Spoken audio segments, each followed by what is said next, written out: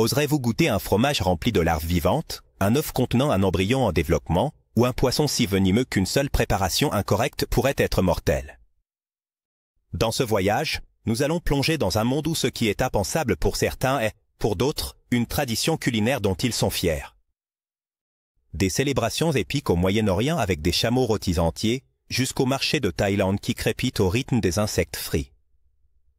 Chaque plat raconte une histoire qui défie non seulement le palais, mais aussi nos idées sur la nourriture. Chameau rôti entier.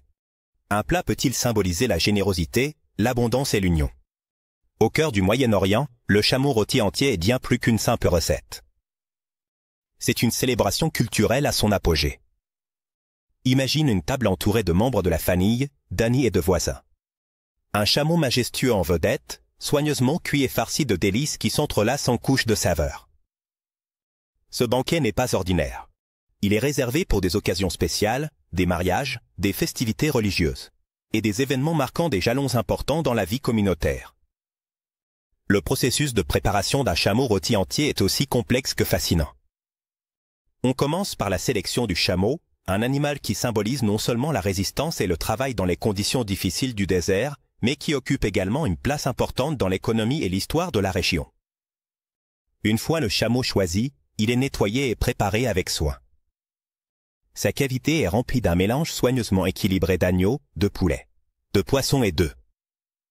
Chaque composant de la garniture est assaisonné avec une combinaison d'épices locales, qui peuvent inclure du curcuma, de la cannelle, de la cardamome, et des clous de girofle, créant un profil de saveur qui reflète la richesse de la cuisine arabe. L'étape suivante, la cuisson, est un chef-d'œuvre de patience et d'habileté. Le chameau est cuit lentement pendant des heures, souvent dans un four souterrain spécialement conçu. Cette technique garantit que la viande reste tendre et juteuse, tandis que les jus des différents ingrédients de la farce se mélangent pour imprégner l'ensemble du plat d'une profondeur de saveur incomparable. Alors que l'arôme remplit l'air, la communauté se rassemble, partageant des histoires, des rires et de l'anticipation autour du repas imminent. Le moment de servir le chameau rôti est un événement en soi.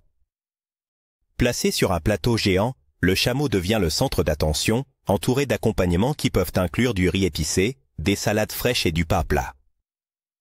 Chaque convive prend son tour, découpant des portions directement dans le chameau ou dans la farce, une expérience qui favorise l'interaction et le partage des valeurs fondamentales de la culture locale. Au-delà de l'acte de manger, ce plat représente l'hospitalité dans sa forme la plus pure dans les cultures du Moyen-Orient. L'hôte a le devoir d'offrir le meilleur de lui-même à ses invités, et le chameau rôti entier est une démonstration de cet engagement. Non seulement cela nourrit une grande foule, mais cela établit aussi un lien entre les gens, symbolisant l'abondance et la gratitude envers la communauté. Des insectes frits en Thaïlande. Est-il possible de transformer quelque chose d'aussi petit et apparemment insignifiant qu'un insecte en une délicatesse qui suscite la curiosité mondiale? Dans les marchés de rue en Thaïlande, cette question a une réponse claire. Oui, ici, les insectes frits sont bien plus que de simples bouchées. C'est une fenêtre sur une tradition culinaire qui allie ingéniosité, durabilité et une bonne dose d'aventure gastronomique. Entre les étals colorés et le brouhaha des marchés, des grillons, des sauterelles et des scorpions apparaissent dorés et croustillants, prêts à ravir aussi bien les locaux que les touristes. La consommation d'insectes en Thaïlande a des racines profondes. Depuis des siècles, la consommation d'insectes en Thaïlande a été un grand atout pour la santé des habitants. Les communautés rurales ont eu recours à ces petites créatures comme une source vitale de protéines, surtout en période de pénurie. Les insectes ne sont pas seulement abondants, mais aussi riches en nutriments essentiels comme les acides aminés, le fer et le zinc. Ce qui était autrefois une pratique de survie s'est transformé en un élément culturel, s'adaptant au goût moderne sans perdre son authenticité. Aujourd'hui, manger des insectes n'est pas seulement une nécessité. C'est une expérience qui relie les convives à leur passé et à la nature. Le processus de préparation est aussi fascinant que le résultat final. Les insectes sont soigneusement récoltés, en s'assurant qu'ils soient frais et en bon état. Ensuite, ils sont nettoyés et assaisonnés avec des épices locales comme l'ail, le poivre et la sauce soja, des ingrédients qui mettent en valeur leur saveur naturelle. La technique de friture est essentielle. Une huile bien chaude garantit que chaque bouchée est croustillante et satisfaisante, éliminant toute texture désagréable. Une fois prêts, ils sont servis dans des cornets en papier ou de petits récipients, souvent avec une pincée supplémentaire de sel ou de poudre de chili pour intensifier la saveur. En se promenant dans un marché thaïlandais, l'arôme des insectes frits se mélange à celui des autres spécialités de rue, créant une symphonie olfactive qui vous invite à vous arrêter et à essayer. Pour de nombreux touristes, la première bouchée s'accompagne d'un mélange de curiosité et d'appréhension. Cependant, après le craquement initial, ce qui suit est une agréable surprise. Les grillons peuvent avoir une saveur de noisette. Les sauterelles apportent une touche terreuse et les scorpions une nuance salée rappelant les chips de pommes de terre. Mais ces bouchées ne sont pas seulement un spectacle pour les visiteurs. Pour les Thaïlandais, c'est un rappel de l'importance de tirer le meilleur parti des ressources disponibles. Dans un monde de plus en plus conscient de l'impact environnemental, les insectes représentent une alternative durable aux sources traditionnelles de protéines, comme le balu, aux Philippines. Au cœur de la gastronomie philippine, peu d'aliments suscitent autant d'émotions que le balu. Cet œuf de canard fécondé, avec un embryon en développement, est bouilli et consommé directement dans sa coquille. Pour certains, c'est un délice qui reflète des siècles d'histoire et de tradition. Pour d'autres, c'est une expérience défiante qui nécessite de surmonter des barrières culturelles et personnelles. Mais, d'où vient cette particularité culinaire? Et quels risques pourrait impliquer sa consommation? L'origine du balu remonte aux influences chinoises aux Philippines au XVIIe siècle. Les commerçants chinois ont introduit la pratique de consommer des œufs fécondés, une tradition déjà bien ancrée dans leur culture. Cependant, les Philippins ont adapté la technique, ajustant le temps d'incubation de l'œuf pour que l'embryon atteigne un développement spécifique avant d'être cuit. Ce changement a fait du balu une création unique aux Philippines, avec des caractéristiques qui le distinguent de ses équivalents dans d'autres parties de l'Asie. Depuis lors, le balu est devenu un symbole d'identité culturelle, profondément ancré dans la vie quotidienne des communautés philippines. La préparation du balu nécessite précision et soin.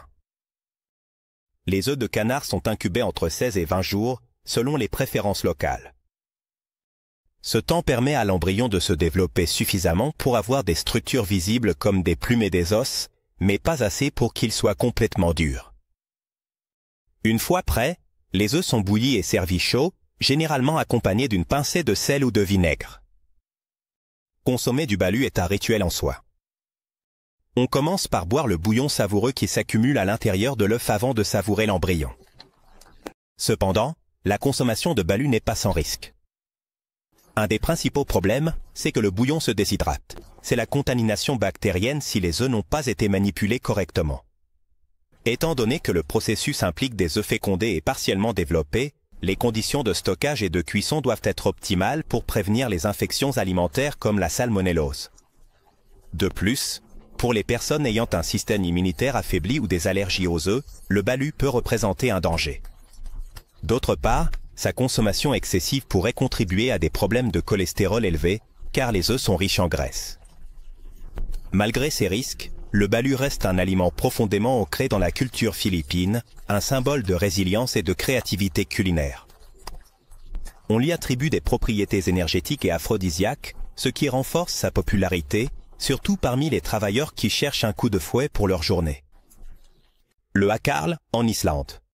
Dans le paysage gelé et désolé d'Islande, où les ressources ont toujours été rares, est né un plat qui représente l'adaptation extrême à un environnement hostile, le hakarl. Cet aliment, élaboré à partir de viande de requin fermentée, a une origine aussi ancienne que les premières communautés nordiques qui se sont installées sur l'île vers le Xe siècle. Ces communautés ont fait face à un défi unique, le requin du Groenland, une espèce abondante dans les eaux locales. C'était toxique pour la consommation directe en raison des niveaux élevés d'acide urique dans sa chair. Cependant, la nécessité de survivre les a poussés à développer une méthode ingénieuse pour transformer cette ressource en un aliment sûr et durable. Le processus de création du hakarl a des racines profondes dans les pratiques vikings. Bien qu'il n'y ait pas de registre exact de sa création, on sait que cette méthode de conservation a été utilisée par les premiers colons vikings qui sont arrivés en Islande en l'an 874. 174, après Jésus-Christ. APJC. La viande de requin était enterrée pendant des semaines, voire des mois, pour permettre aux liquides toxiques de s'écouler et aux bactéries naturelles de transformer les substances nuisibles en composés inoffensifs. Ensuite, la viande était séchée à l'air libre, durcissant sous les conditions extrêmes du climat islandais. Le hakarl vient spécifiquement des zones côtières du nord et de l'est de l'Islande, où le requin du Groenland était le plus souvent pêché. Ces requins, qui peuvent mesurer plus de 6 mètres de long, n'étaient pas chassés activement à l'époque, mais étaient souvent capturés accidentellement ou trouvés échoués. La viande de requin fermentée ne fournissait pas seulement de la subsistance, mais pouvait également être conservée pendant de longues périodes. Un aspect crucial pour les communautés qui faisaient face à de longs et durs hivers. Cependant, le jacquard n'est pas sans risque, même si le processus de fermentation réduit considérablement la toxicité des requins. Une mauvaise préparation peut laisser des traces d'acide urique ou d'ammoniac à des niveaux dangereux. Cela pourrait provoquer des symptômes tels que des nausées, des vomissements, ou des problèmes neurologiques chez ceux qui le consomment.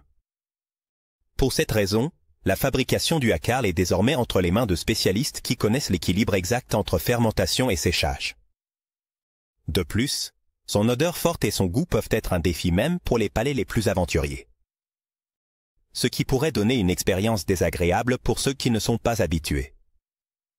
Dans le contexte moderne, le hakarl reste un aliment traditionnel qui est principalement consommé lors de festivités comme le Thorablo, un événement annuel où les Islandais célèbrent leurs racines vikings. Sanakshi, en Corée du Sud. Dans la cuisine vibrante de Corée du Sud, il y a un plat qui défie à la fois la vue et le palais, le sanakshi.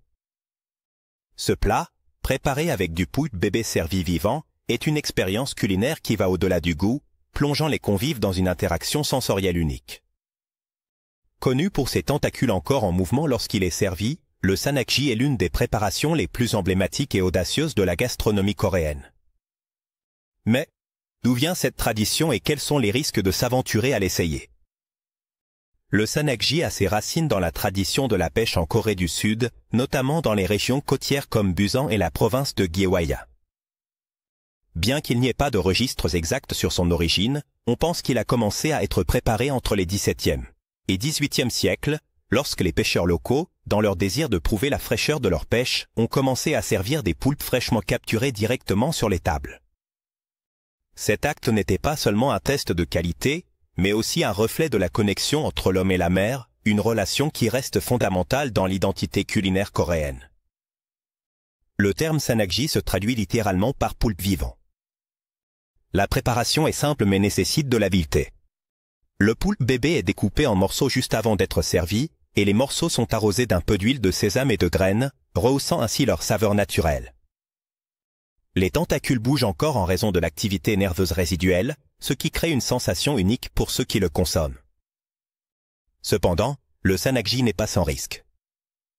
Le plus significatif réside dans la texture collante des tentacules, qui peuvent se coller à la gorge et provoquer des étouffements si on ne les mastique pas correctement.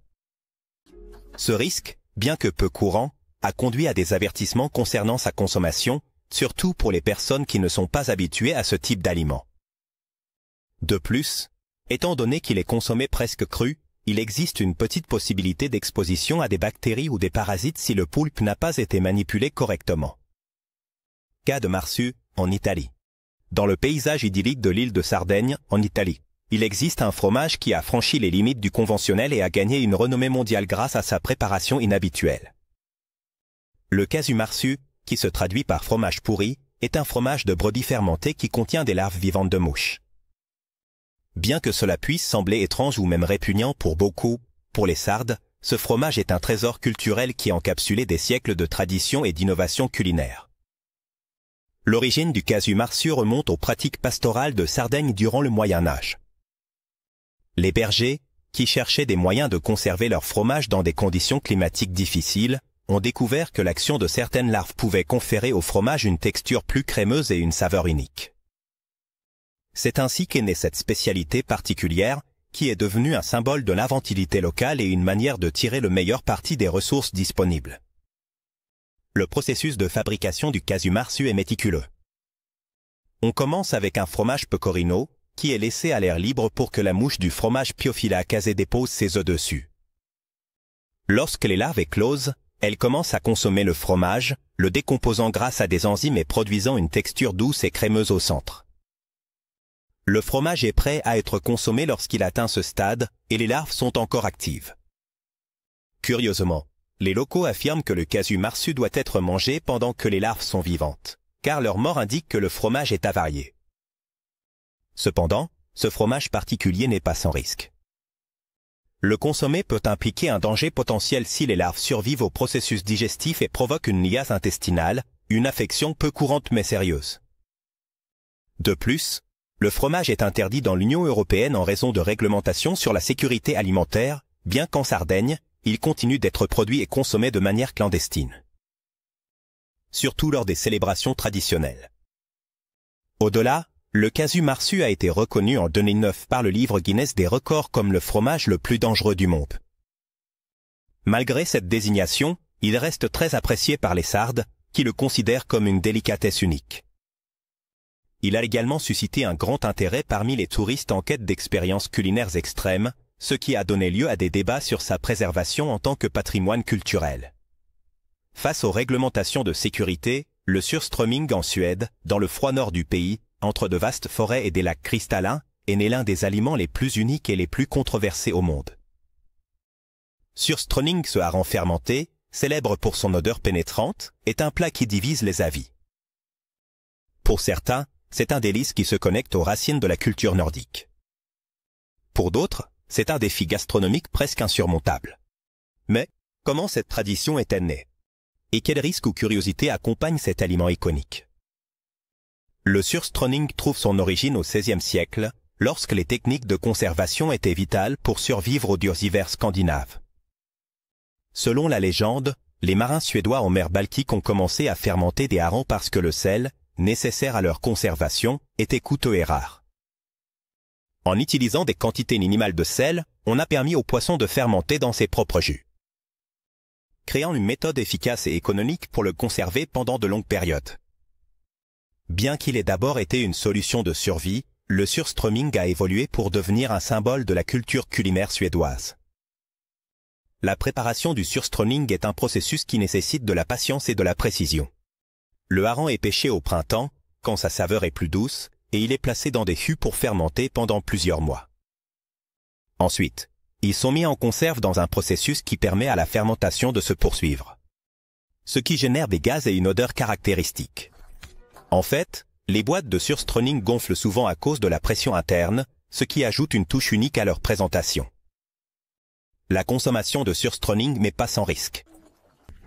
Bien que la fermentation réduise la possibilité de contamination bactérienne dangereuse, les boîtes doivent être manipulées avec précaution pour éviter des explosions accidentelles en les ouvrant.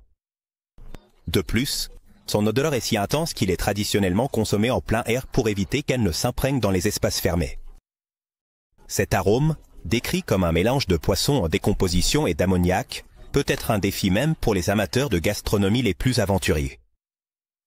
Parmi les faits curieux les plus notables, il convient de souligner qu'en 2016, une compagnie aérienne suédoise a interdit le transport de canettes de surströmming sur ses vols, les classant comme matière dangereuse, en raison du risque d'explosion dû à la pression accumulée.